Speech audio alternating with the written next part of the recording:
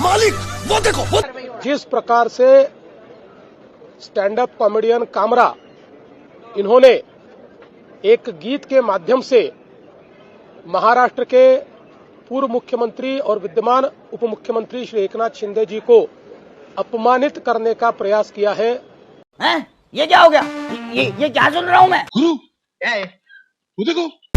आपकी स्क्रीन पर मौजूद शख्स का नाम है कुणाल कामरा। मुंबई में कुणाल कामरा ने स्टैंड अप कॉमेडी का शो किया था। थाने की रिक्शा, चेहरे पे दाढ़ी, आंखों में चश्मा, हाय। थाने की रिक्शा, चेहरे पे दाढ़ी, आंखों में चश्मा, हाय। एक झलक दिखलाए कभी गुवाहाटी में छुप जाए। मेरी नजर से तुम देखो गद्दार नजर वो आए। थाने की रिक्शा, चेहरे पे दाढ़ी, आंखों पे चश्मा, हाय। मंत्री नहीं वो दल बदलू है और कहा क्या जाए। जिस थाली में खाए उसमें ही वो छेद कर जाए। मंत्रालय से ज्यादा फडणवीस की गोदी में मिल जाए। तीर कमान मिला है इसको बाप मेरा ये चाहे। थाने की रिक्शा, चेहरे पे दाढ़ी, आंखों पे चश्मा, हाय।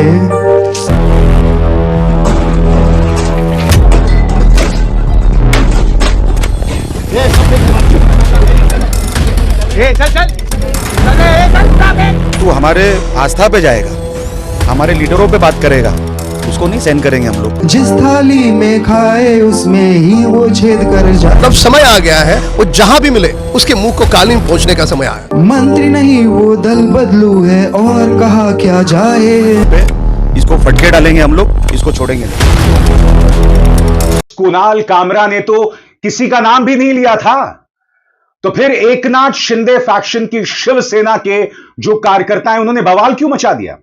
आप कुणाल कामरा के व्यंग्य, उनकी कॉमेडी से असहमत हो सकते हैं, मगर हिंसा किसी भी सूरत में जायज नहीं ठहराई जा सकती। कुणाल कामरा ने यह तस्वीर पोस्ट की है, उनके हाथ में देश का संविधान है। कुणाल बहादुरी और साहस के साथ कह रहे हैं कि मैं जो बात कह रहा हूं मुझे कहने का पूरा अधिकार है, क्योंकि संविधान मुझे कहने का अधिकार देता है। सबसे बड़ी बात, उन्होंने तो एकनाथ शिंदे का नाम तक नहीं लिया। इमरजेंसी के दौर में जनकवि नागार्जुन ने इंदिरा गांधी पर जो सबसे चर्चित कविता लिखी थी, उसके बोल कुछ ऐसे थे।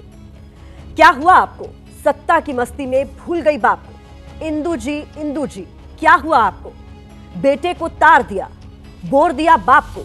क्या हुआ आपको, क्या हुआ आपको। बोलचाल की भाषा में ताना, बोली, हास्य के तौर पर चुटकी लेने को व्यंग कहते हैं, और देश जानता है कि व्यंग तो हमेशा हमारे सिस्टम का हिस्सा रहा है। सरकारें बदलती रहीं, लेकिन कवियों ने व्यंग करना तो नहीं छोड़ा था।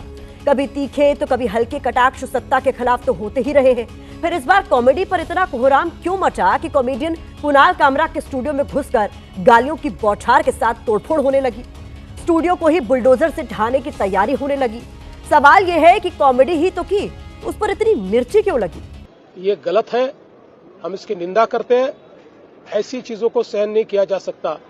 कामरा को मालूम होना चाहिए कि 2024 के चुनाव में जनता ने निर्णय कर दिया है कौन गद्दार है कौन खुद्दार है। आदित्य ठाकरे पूछ रहे हैं कि आखिर शिंदे गुट को किस बात की इतनी मिर्ची लगी। कुणाल कामरा क्यों माफी मांगे ये एकनाथ शिंदे बता दे, क्योंकि कुणाल कामरा ने जो कल कहा है, जिसका उसने उल्लेख किया है, वो चोर और गद्दार है। क्या एकनाथ शिंदे ये स्वीकार करते हैं कि वो चोर और गद्दार है और इसलिए उनको मिर्ची लगी?